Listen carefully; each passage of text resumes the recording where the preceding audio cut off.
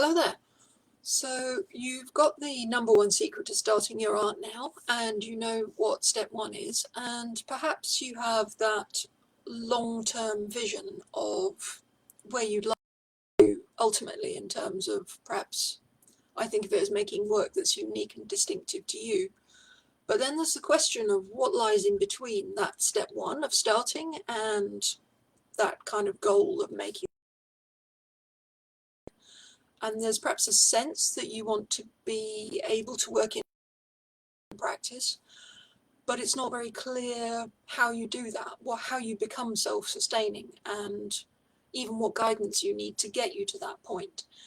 And that's the question I want to look at this week. So yeah, the question is, what's next for you after starting your art, and particularly if you're in that kind of improving stage, so you got some skills but you're not quite sure how to use them independently yet and you want to move into that.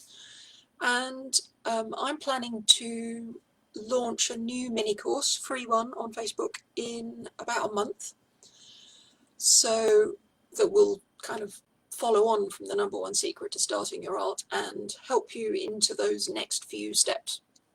And of course I want to make sure they're the right steps. I can, use my own perspective to work out what I think they should be, but it's you guys who are making those steps, so I would want to make sure that they're right for you. So I've got a whole long list at the moment, and I'd really love to hear your feedback. So do have a look at the list and let me know what works for you.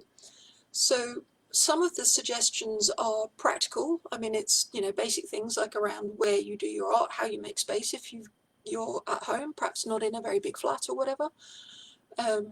How you make time for that if you've got a busy schedule, what materials you choose, and how you kind of budget for that or plan effectively, as well as some of the more kind of internal things around what the obstacles might be and how you deal with those so that you keep coming back. Some of it might be sort of ideas for practical activities about what you can do to get that practice going.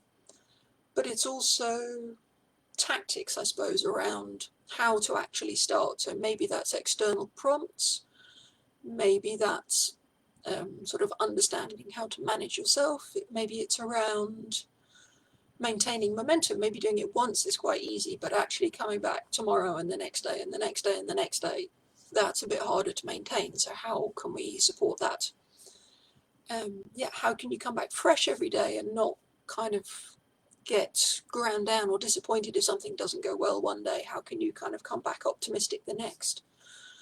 And there's a lot of kind of stuff around stories that we carry in our head, all that complicated stuff that kind of shows up as prevaricating, of not allowing yourself to start for some reason, or feeling blocked, or having expectations that it should be intuitive and easy and that you shouldn't have to work at it, and then it doesn't turn out like that in reality.